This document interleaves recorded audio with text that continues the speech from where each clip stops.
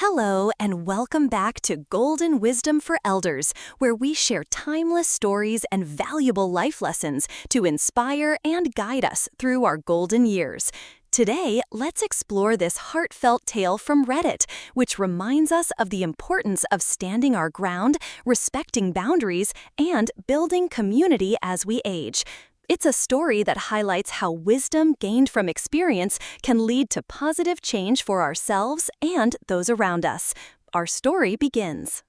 I never thought I'd find myself in a legal battle over my own backyard pool, especially since I don't even belong to a homeowners association.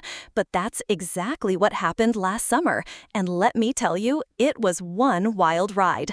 My name's Mike, and I've lived in my modest 3-bedroom ranch house on the outskirts of town for nearly 20 years now. It's a quiet neighborhood, mostly older folks who've been here even longer than I have. We're not part of any fancy planned community or anything like that, just a regular suburban street with normal houses and normal people. About 5 years ago, I decided to treat myself and install an in-ground pool in my backyard. Nothing too extravagant, just a nice 16 by 32 rectangle with a small deck around it, perfect for cooling off on hot summer days or having a few friends over for a barbecue. I went through all the proper channels, got the permits, had it professionally installed, the whole 9 yards. It was a chunk of change, but well worth it in my opinion. Everything was great for the first few years. I enjoyed my pool in peace, occasionally inviting the neighbors over for a swim if I saw them out in their yards on a particularly sweltering day. Old Mrs. Johnson next door even learned to do water aerobics, which was pretty adorable to watch. But then, last May, things started to get weird. It began when I noticed a couple of strangers poking around my backyard one afternoon.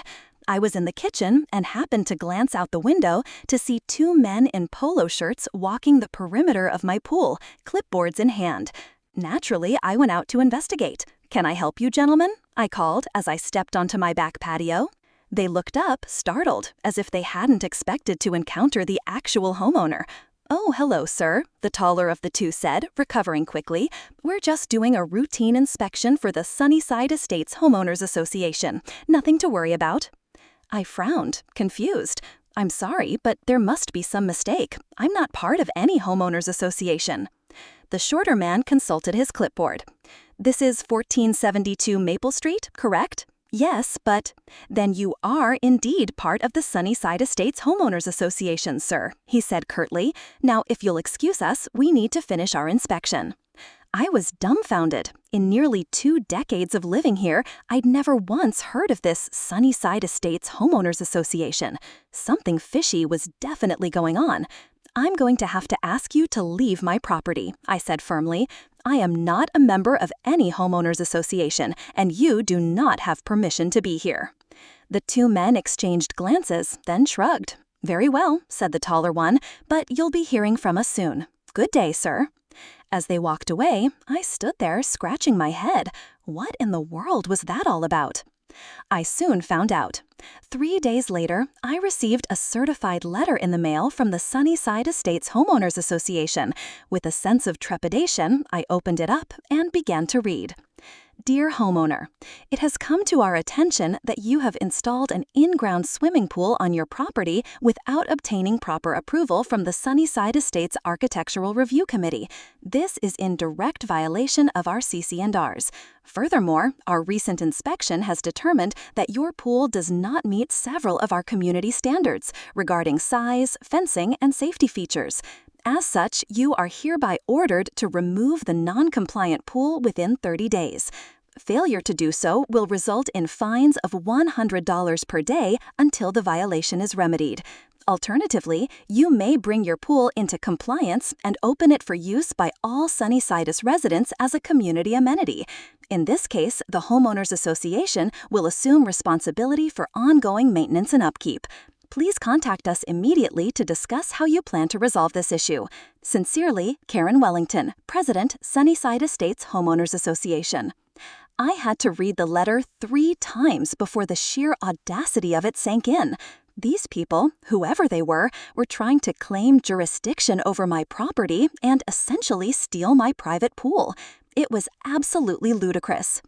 My first instinct was to call the police and report this as some kind of scam, but a quick Google search revealed that there was indeed a Sunnyside Estates development about a half-mile away from my neighborhood. They'd broken ground on it maybe 2 or 3 years ago, building a bunch of cookie-cutter McMansions on what used to be an old farm property. Still, that had nothing to do with me or my house. I'd never signed any HOA agreement, and my property was clearly outside their boundaries. This had to be some kind of mistake, or a very bold attempt at fraud.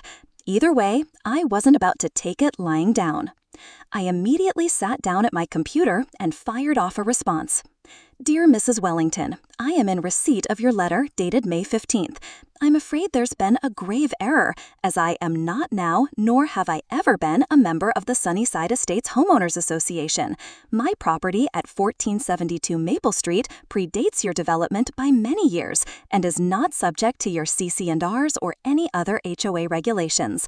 The pool in question was legally installed with all proper permits from the city. You have no authority whatsoever over my property or how I choose to use it. Please be advised that any further attempts to assert control over my private property, including sending representatives onto my land without permission, will be considered trespassing and handled accordingly. I trust this resolves the matter. Have a nice day. Sincerely, Michael Thompson. I printed it out, made a copy for my records, and mailed it off the very next morning. There, I thought, that should be the end of that nonsense. Oh, how wrong I was. Less than a week later, I received another certified letter from the HOA. This one was much less polite. Dear Mr. Thompson, we are in receipt of your response dated May 16th. Your claim that you are not subject to the authority of the Sunnyside Estates Homeowners Association is noted but rejected. All properties within a 1-mile radius of Sunnyside Estates automatically fall under our expanded jurisdiction as of January 1st of this year. This was approved by a unanimous vote of HOA members and filed with the county clerk's office. As such, you are indeed bound by our regulations whether you signed an explicit agreement or not. Your continued denial of this fact does not change the legal reality of the situation. You have 14 days from receipt of this letter to either remove your non-compliant pool or open it for community use as previously stated. Failure to comply will result in legal action. This is your final warning. Sincerely, Karen Wellington, President, Sunnyside Estates Homeowners Association. Now I was getting angry. These people were clearly delusional if they thought they could unilaterally claim authority over property they didn't own. It was time to fight fire with fire. I immediately called my buddy Steve, who happened to be a real estate attorney. After explaining the situation, he agreed to take on the case pro bono, mostly because he said it was so ridiculous it would be fun to litigate. Steve drafted up a cease and desist letter forcefully reiterating that their claims were baseless and threatening countersuits for harassment if they persisted. We sent copies not only to the HOA board, but also to the city council and county commissioner's office. We thought that would be the end of it. Surely, once they realized we were serious and willing to go to court, they'd back down and admit their mistake. But Karen Wellington and her band of busybodies seemed determined to drag this out as long as possible, perhaps hoping I'd get tired of fighting and just give in. Fat chance of that happening. I was prepared to take this all the way to the Supreme Court if I had to. As the legal battle raged on, things in the neighborhood got tense. Most of my immediate neighbors were supportive, equally appalled by the HOA's overreach. But the Sunnyside residents were another story.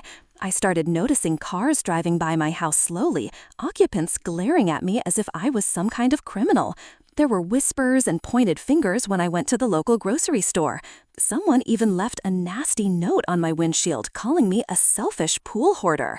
It was surreal. Here I was just trying to defend my private property rights, and suddenly I was being treated like a pariah. The worst incident came about a month into the dispute. I woke up one Saturday morning to find my front yard covered in plastic pink flamingos, easily 100 of them. A giant banner was strung between 2 trees reading, "Share your pool, Scrooge." I was livid. This was vandalism, pure and simple. I called the police again, and they took a report, but without any witnesses or camera footage, there wasn't much they could do. As I was angrily pulling flamingos out of my lawn, my neighbor Ted came over to help. "This is getting out of hand, Mike," he said, shaking his head. "What are you going to do?"